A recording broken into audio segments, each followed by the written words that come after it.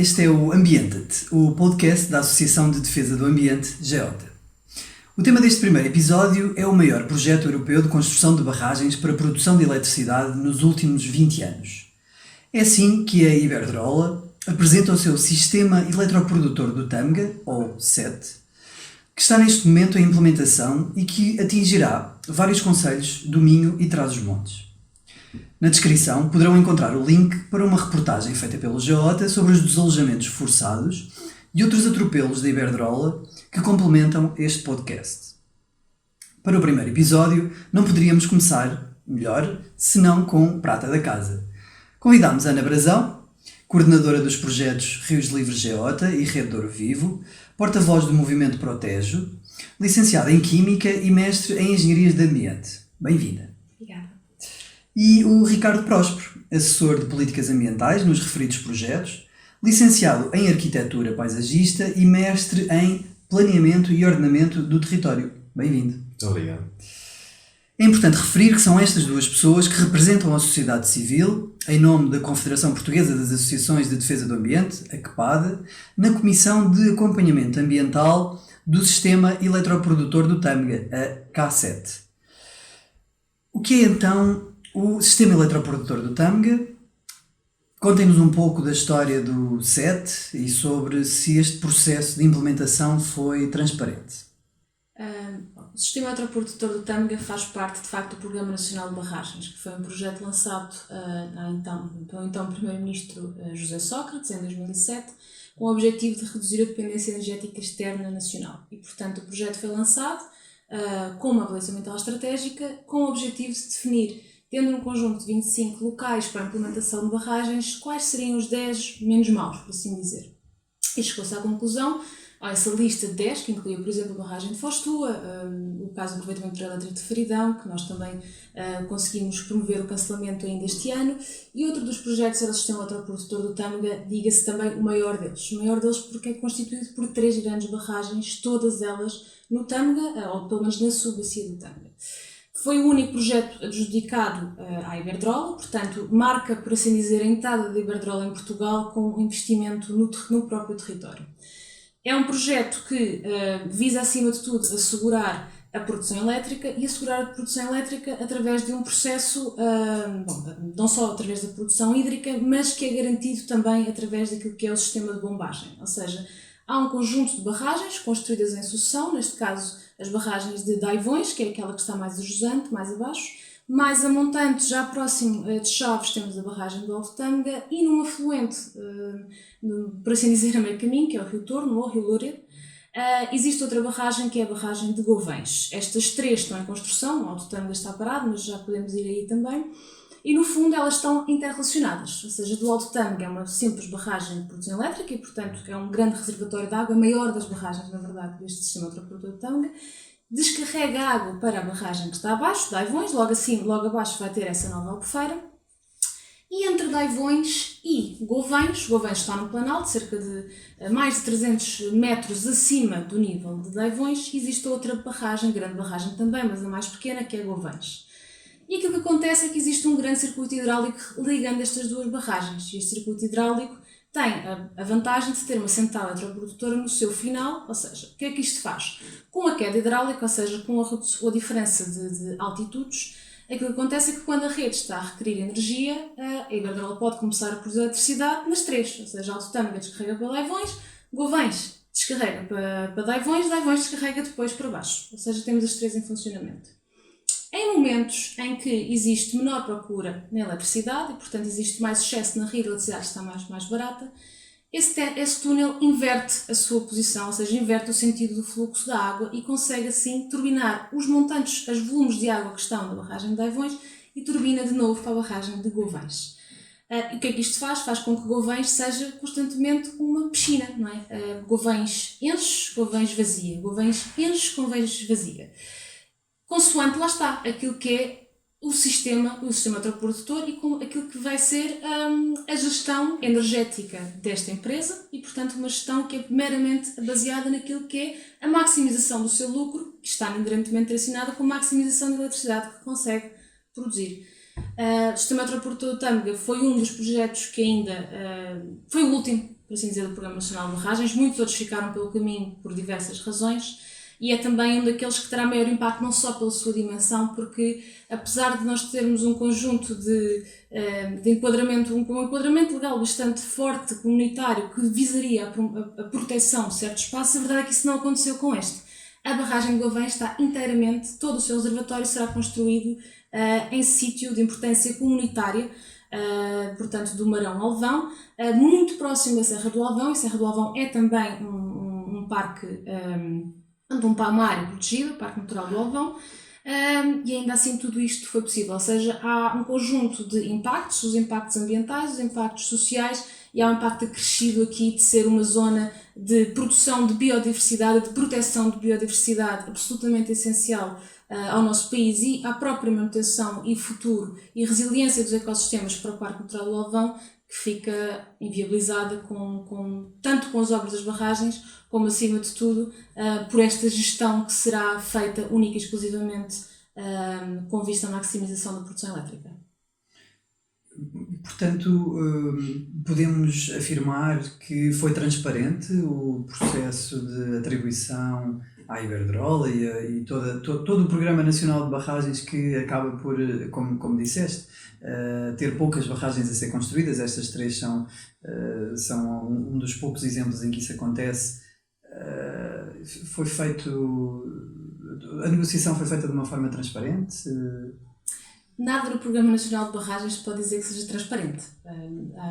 É um processo difícil de compreender, penoso, longo, abrange vários governos e várias tomadas de decisão que nunca respeitaram aquilo que eram as boas práticas. Não só as diretivas que nós próprios estamos obrigados a cumprir, como é a Diretiva Habitats, que zelaria por espaços como estes, a própria Diretiva Quadro da Água, que transposta para a nossa Lei da Água, seria uma diretiva que obriga que não houvesse novas infraestruturas com estes impactos a serem construídos, e todas estas barragens foram sempre justificadas com o suposto interesse público. Acontece que o interesse público de uma obra, neste caso, como o Sistema de Transporte do Tâmega, que não vai chegar a produzir 0,2% de energia nacional, é muito dúbio.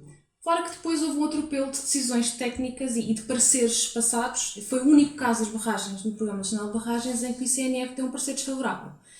Quando o ICNF dá um parecer desfavorável, naturalmente estando em causa os valores naturais que iriam ser inviabilizados e, portanto, destruídos, não se compreende porque é que as decisões depois consecutivas, e neste caso a Declaração de Impacto Ambiental ainda foi assinada por um Secretário de Estado do Ambiente, até ela mudar e hoje em dia são assinadas pela Agência Portuguesa do Ambiente, não se compreendeu não só o teor da decisão, não se compreende como é que uma decisão que é tomada e que tem o aval anos antes do início das obras continua a ser viável, e portanto a lei permitiu que isto acontecesse, e também nunca se percebeu como é que no governo passado havia o compromisso estabelecido com os verdes de renegociar e portanto reavaliar o Programa Nacional de Barragens, e o Sistema de Transporte do Tâmega, que não estava em obras no início de 2016, entra rapidamente em obras para nem sequer fazer parte dessa reavaliação.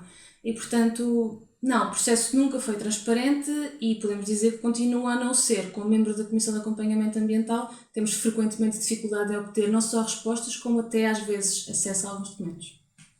E, Ricardo, como é que é atualmente o território, este território onde vamos ter a inundação de grandes parcelas de terrenos, casas, sabemos já, casas que vão também ficar inundadas, habitações de pessoas. Como é que é este território? Como é que é o tecido socioeconómico, a parte ecológica, que já se falou aqui um pouco, os valores ecológicos que podem então estar em causa?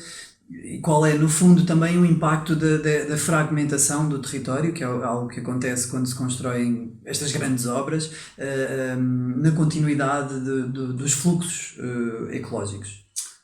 O território em causa, neste momento, é caracterizado por baixa densidade populacional. Estamos a falar de uma população que é marcadamente envelhecida, e muita da parte da população tem dificuldade de acesso aos mecanismos legais que lhe permitem defender os seus próprios interesses. A nível também de uma escolaridade que será relativamente mais baixa em comparação com o que acontece nas grandes cidades, é muito marcada pela atividade agrícola e pela pecuária, principalmente na pequena propriedade, E também estamos a falar de valores ecológicos muito importantes. Estamos a falar da existência do, por exemplo, é o espaço privilegiado para a existência do lobo ibérico, que é uma espécie que se encontra ameaçada, com um estatuto de proteção específico. E tem uma comunidade que ainda é geneticamente viável a norte do Douro, mas que as barragens têm uma forte componente de fragmentação do território, porque não permite a passagem de espécies, e destrói a cadeia alimentar pode destruir a cadeia alimentar que existe nesse território. Ou seja, existe não só as próprias comunidades de lobo, a dificuldade de dispersão genética do próprio lobo, dos próprios elementos, mas também de próprios animais de que o lobo se alimenta. Isso poderá provocar uma dificuldades acrescidas para uma boa saúde do sistema ecológico. Normalmente, quando nós pensamos em barragens, pensamos que são os peixes que não conseguem ultrapassar, nomeadamente estas grandes barragens. Vocês poderão responder-me se existe algum plano para que seja possível a continuação da migração. Existirão escadas para peixes neste caso, por exemplo? Não estão previstas escadas para peixes.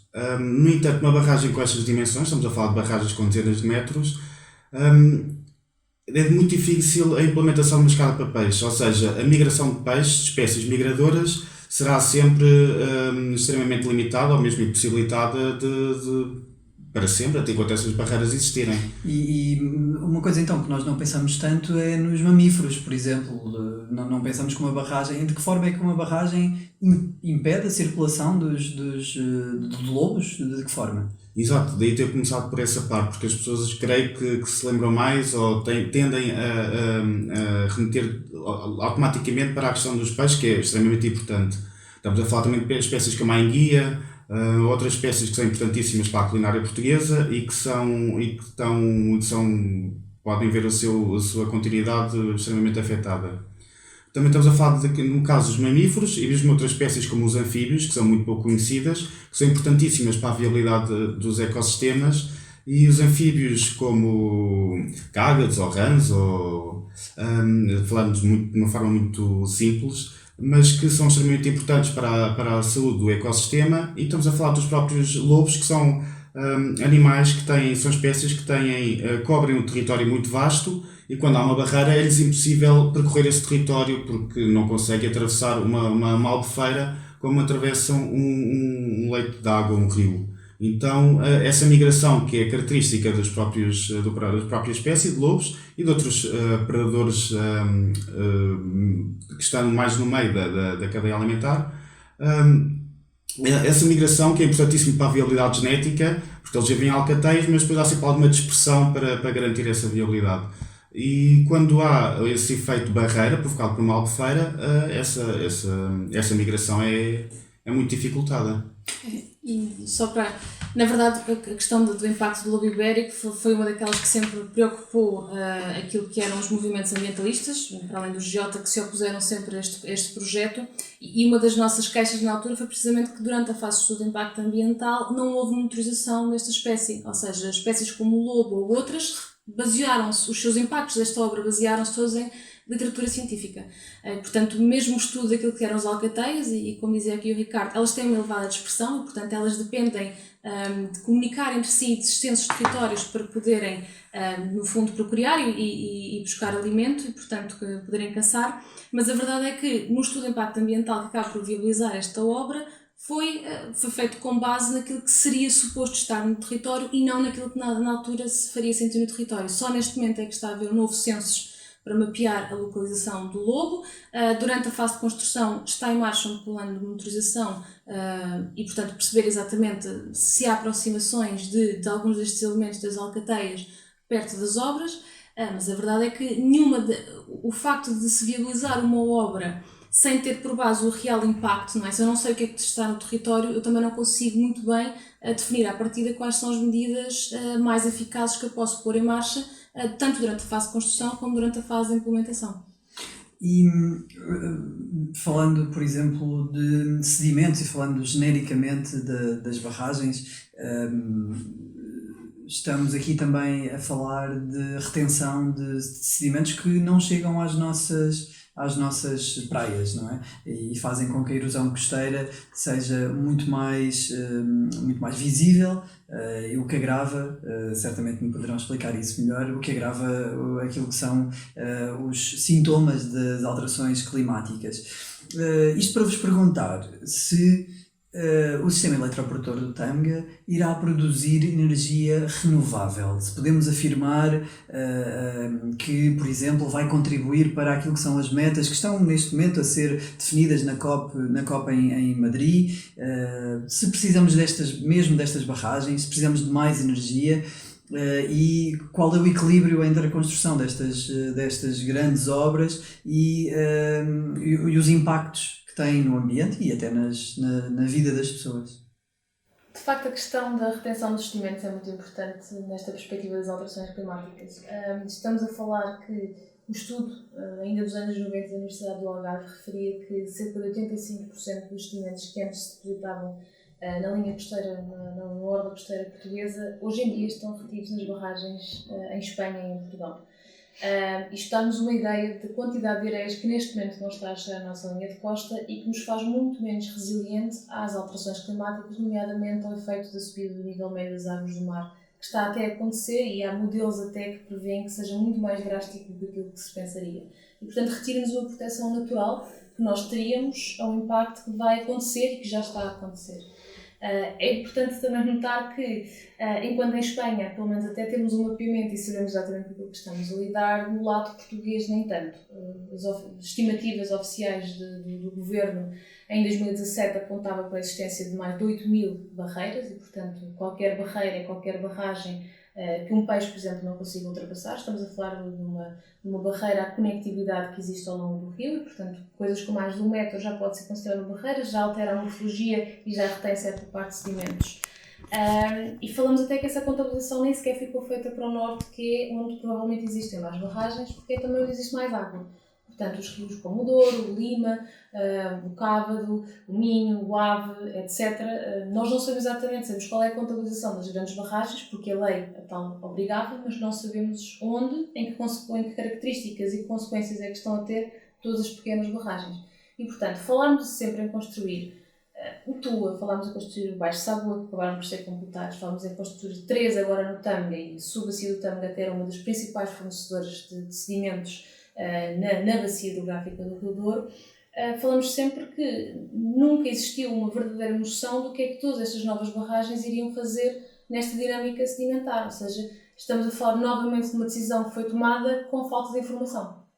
Então estamos aqui a dizer que estas barragens, no fundo, estão a complicar-nos ainda mais a vida naquilo que é a nossa resiliência às alterações climáticas? Exato. O Estado, ou seja, os contribuintes, gasta muito dinheiro na proteção da orla costeira, e muitas dessas medidas, muitas são de reposição de sedimentos de uma forma artificial, ou seja, os sedimentos que não chegam naturalmente à costa têm que ser através de dragagens, e depois reposição de areias nas praias tem que ser feita de uma forma artificial, e isso custa dinheiro, e outras vezes através de obras que são elas próprias de engenharia pesada, de obras pesadas de construção.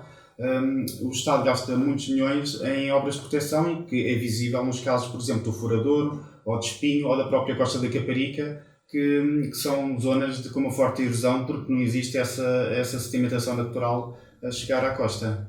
E relativamente à agricultura que é praticada neste local, no próprio, ali à volta do sistema eletroprodutor, tendo em conta também as alterações climáticas e o facto de chover cada vez menos, não serão estas barragens necessárias para alimentar, para o regadio desta agricultura? Tudo indica que não, a barragem não vai ser, estas barragens não estão previstas que sejam para irrigação, poderão ser posteriormente, mas não será nunca a atividade principal, e terão que ser devidamente reguladas através dos planos de gestão das albufeiras, mas de qualquer maneira não é essa a atividade principal. Estas zonas têm uma atividade secular ou mesmo milenar de produção agrícola e pecuária, e que nunca houve necessidade, havendo uma previsível redução da precipitação, não se prevê que seja uma albufeira ou albufeiras a poder comatar essa falha. Estamos a falar de de uma adaptação das comunidades ao território que já vem de tempos muito longos e que não será, e está perfeitamente adaptado ao território, portanto não será uma Albufeira que conseguirá fazer essa ponte e conseguirá fazer essa garantia. E, então, voltando à questão da energia, a questão da eletricidade, não precisamos de mais barragens para termos mais soberania energética, para não dependermos tanto do petróleo, já que também temos que encerrar as nossas centrais a carvão. Não é necessário haver alternativas ditas renováveis para que isto seja viável? Não precisamos de mais energia? Neste momento, não precisamos de mais energia. Onde nós precisamos mesmo de energia, onde nós temos o verdadeiro problema, não quer dizer que ele não exista no ramo da eletricidade, é na verdade na energia que nós utilizamos, a energia primária, que é os motores de combustão utilizados nos transportes.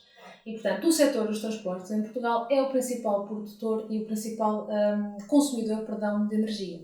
Ora que todas estas novas barragens vão produzir eletricidade. É uma forma é um tipo de energia e, portanto, que pressupõe a transformação a partir de uma certa fonte. Neste caso, estaríamos sempre a falar da força motriz da água. E, portanto, quando falamos em nova energia, precisamos, antes de mais, perceber para que é que ela serve, né? Tendo em conta os destinos e os tipos de energia que, de facto, nós queremos produzir. O grande problema nacional está, de facto, no setor dos transportes, que é o maior consumidor e é também o maior poluidor, o maior emissor de gases de efeito de estufa a nível nacional. E, portanto, isso é um problema que se resolve muito com investimento público, transporte público, transição das formas como o transporte público é assegurado e, portanto, aí sim optar pelo ramo e vamos aí sim talvez precisar de reabastecer muito daquilo que é e refortalecer aquilo que é a nossa produção elétrica para dar resposta a um processo de transição dos transportes públicos, mas a verdade é que ainda estamos muito longe desse passo chegar. Os investimentos têm sido parcos, escassos, nunca visam uma verdadeira alteração daquilo que é o sistema de ordenamento do território nacional, que pressupõe e que é absolutamente essencial para assegurar uma boa malha de transportes públicos, sobretudo nas redes urbanas. E a nível da produção elétrica também falamos de que é um mito isso que nós precisamos de mais eletricidade. Nos últimos 10 anos nós não precisámos de mais eletricidade, na verdade até ela teve o seu pico no cerca do ano de 2010, 2008, por aí. Foi a fase em que nós mais necessitámos de produzir e de consumir eletricidade. Houve depois uma queda muito relacionada naturalmente com o período de crise, em que houve uma redução dos usos, houve uma forte imigração, houve uma forte queda na produção industrial e, portanto, houve um decréscimo, mas a verdade é que com o retomar da economia ainda não chegámos ao pico que nós necessitávamos e que consumíamos há alguns anos atrás. Isto tem muito a ver com a própria eficiência energética que os equipamentos foram adquirindo, pelo facto da indústria que, entretanto, se revitalizou e que teve que sobreviver noutros mercados e teve que sobreviver a novos panoramas do mercado, também ter uma perspectiva, como qualquer indústria, como qualquer empresa tem, de poupança daquilo que são os seus custos e, portanto, a energia é um dos seus custos e, portanto, há uma redução. Mas a verdade é que esta transição já está assegurada, esta transição vai requerer provavelmente um maior consumo e uma maior produção de eletricidade, mas no momento em que nós de facto precisamos de uma redução de eletricidade existem duas vias muito naturais, que é de facto apostar neste ramo de eficiência energética. Os potenciais de poupança estimados são muito, muito altos. Nós temos potenciais, falando sempre em investimentos economicamente viáveis para as empresas, estamos a falar que tanto no setor dos serviços como no setor da habitação, como no setor da indústria, temos potenciais entre 20% a 30% de melhoria de eficiência energética e, portanto, estamos a falar sempre em produzir, fazer exatamente a mesma coisa, consumindo menos energia. Depois temos a outra via que, independentemente de facto se nós já temos uma malha, por muito otimizada que ela venha a ser com estes investimentos que, na nossa opinião, são prioritários, temos a outra fonte que é a solar. E a solar, neste momento, não produz nem cerca de 2% da nossa energia, da nossa eletricidade que nós requeremos a nível nacional. E, portanto, temos aí um campo muito com um grande potencial ainda por aproveitar, que está em crescimento, naturalmente, com aquilo que é a redução dos custos de investimento e, portanto, também o período de retorno com o aumento da eficiência dos próprios painéis hoje em dia no mercado, um período de retorno que é cada vez mais viável para as famílias e para as empresas do tecido económico português, mas falamos em duas apostas que, do ponto de vista económico, fazem muito mais sentido do que a construção de mega infraestruturas que, na verdade, até precisam de subsídios para que sejam rentáveis. Estamos a falar que o sistema ultraprodutor do Tâmega não é só obra da Iberdrola, não é só obra do Banco Europeu de Investimentos. Estamos a falar de dinheiro português injetado nestas obras de produção que esta obra irá ter. São subsídios atribuídos à produção e à potência instalada destas empresas, do próprio SET, da Iberdrola. Estamos a falar de 12,7 milhões de euros por ano durante um período de 10 anos que irá sair de impostos. E, portanto, que irá sair dos contribuintes, que também são consumidores, irá sair dos portugueses e das portuguesas.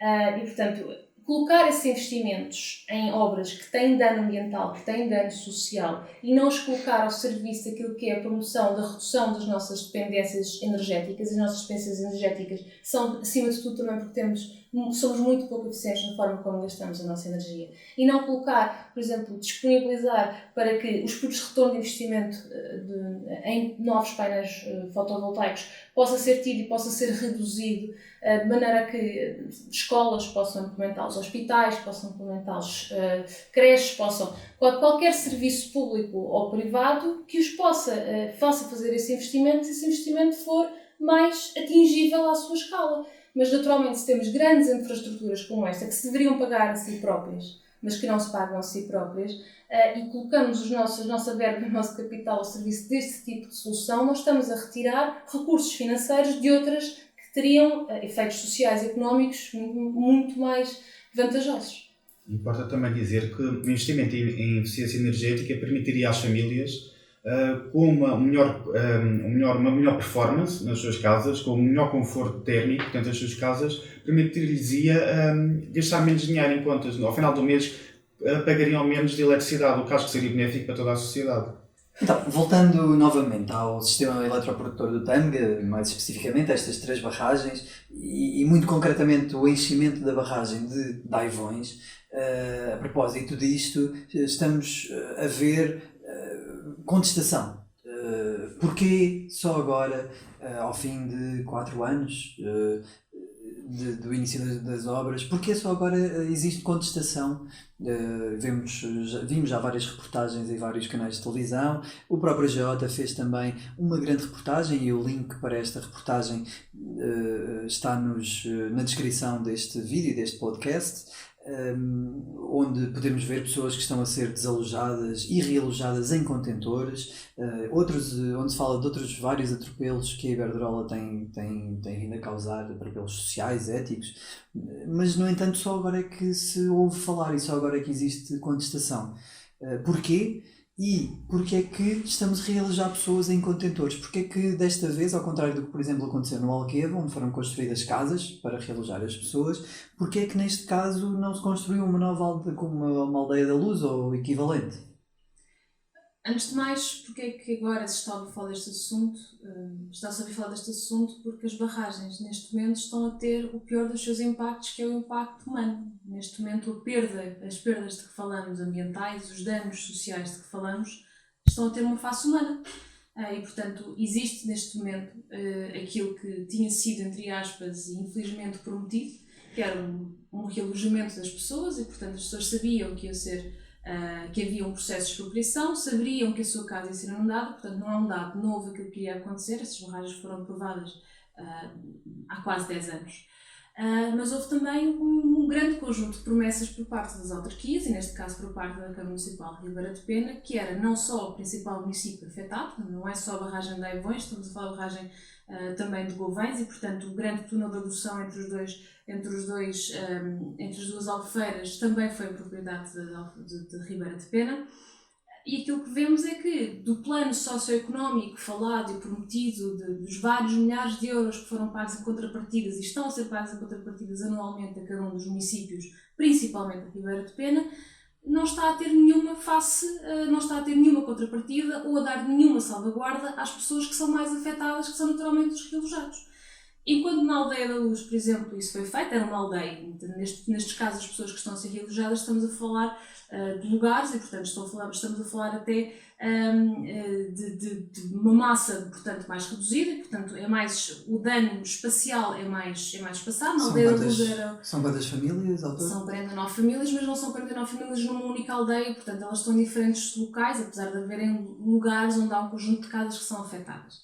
E, portanto, o facto de haver essa dispersão territorial e o facto de todas estas obras terem sido sempre prometidas com um desígnio de desenvolvimento local, regional, e, portanto, iam ser promovidas como obras de manifesto interesse nacional e, portanto, elas tinham mais-valias e, portanto, elas sempre foram vendidas até localmente como uma mais-valia para o território.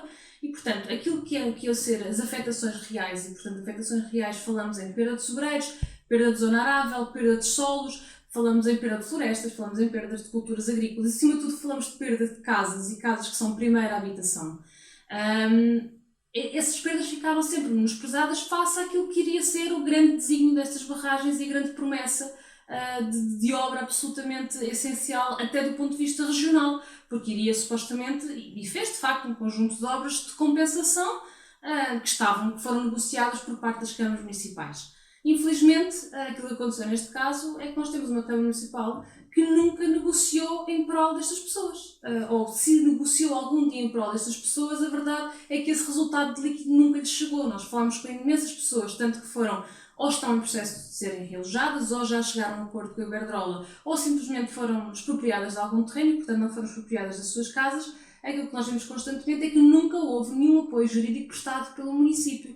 Nunca houve uma solução intermédia que o município conseguisse zelar em prol daquelas pessoas. Nós conhecemos até algumas das pessoas que nos disseram que não tiveram acesso a advogados porque o advogado da Iberdrola parecia tratar de tudo, eles não compreendiam muito bem perante a situação em que estavam, tratavam de tudo sem nunca consultar se o segundo ou a terceira parte ou perceber se o valor que estava a ser oferecido era o correto ou não. E, portanto, houve uma ausência de Estado. Há uma ausência de Estado, há uma tentativa agora de recuperar o tempo perdido, mas a verdade é que 4 anos foram perdidos e teriam sido absolutamente essenciais para assegurar que, se calhar, sim, devia ter havido uma espécie de aldeia da luz, neste caso.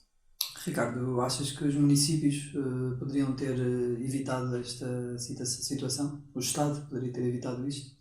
Nós acreditamos que as autarquias têm os seus representantes legítimos dos cidadãos e, como tal, têm que defender os interesses, têm que defender os interesses das comunidades e deviam zelar para que os interesses e a qualidade de vida que não fosse deteriorada, que os interesses fossem garantidos. E também estamos a falar de muita gente cuja habitação foi considerada de segunda habitação, mas que muitos são imigrantes, que tiveram noutros países, que fizeram toda a sua vida imigrados para poderem, um dos objetivos era poderem construir a sua própria casa, uma habitação na terra que era a sua terra de origem, e neste momento essa habitação vai ser demolida, vão-lhes dar um valor muito abaixo do que vale, ou do que é a sua legítima expectativa do seu valor, e neste momento estamos a falar de pessoas que fizeram toda a sua vida a trabalhar arduamente, que foram expatriadas, estiveram aqui para fora do país, para neste momento não lhes ser garantido o futuro que elas próprias desejaram e para o qual trabalharam.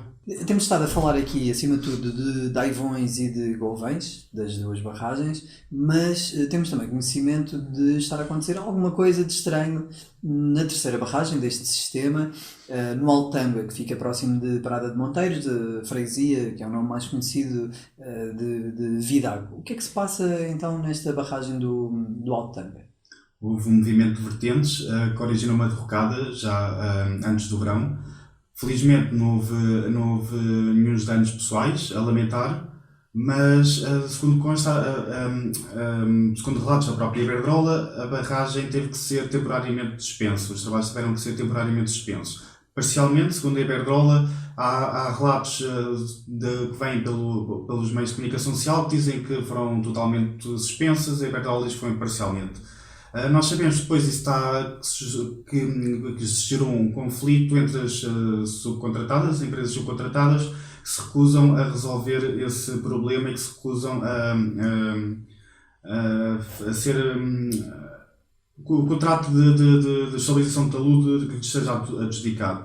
Basicamente temos aqui uma obra com cerca de mais de 100 metros de altura e que neste momento está suspensa por questões contratuais. Houve uma derrocada, existe alguma informação contraditória sobre o que se está a passar e nós não podemos dizer, infelizmente, e creio que muito pouca gente há de poder dizer o que é que está a acontecer neste momento na barragem, na frente da obra do Alto Tâmega. Mas poderão então existir problemas de segurança, não é? Associados a esta construção? Nós sabemos que houve um sindicato associado à construção civil que alegou problemas de segurança. Nós não conseguimos aferir realmente se esses relatos são verídicos, se não são, mas hão de ser certamente legítimos e que devem ser tidos em conta para a prossecução dos trabalhos. Muito bem. Então, o podcast está a terminar. Gostava de vos perguntar se gostavam de acrescentar alguma coisa que eu não tenha perguntado. Eu creio que acho que é importante, que não tem vindo a público, ou pelo menos acho que não tem o relevo suficiente, para falar da ligação simbólica que estas pessoas têm à terra, as pessoas expropriadas. Estamos a falar de pessoas que têm uma boa parte do seu rendimento da terra, do cultivo de, muitas vezes, pequenas parcelas de terreno. Têm os seus animais e essa ligação à terra, além de dar uma boa parte do rendimento, cria uma ligação muito simbólica, muito forte, e tem sido desvalorizada para nosso ver pela Iberdrola. Estamos a falar que quando as pessoas são metidas em contentores, ou quando lhes é garantido um pedaço de terra nas condições semelhantes de habitabilidade, as pessoas perdem a capacidade de perder essa ligação à terra. Isto, para quem está na cidade, parece que é um assunto de menor importância, mas para quem está naquela zona da Ribeira de Pena não é. É realmente um assunto importante e que deve ser devidamente acautelado, e que nós acreditamos por isso que deve haver um acompanhamento psicológico, que estas pessoas devem ser tratadas como desalojadas ambientais, ou seja, são pessoas que voluntariamente não escolheram voluntariamente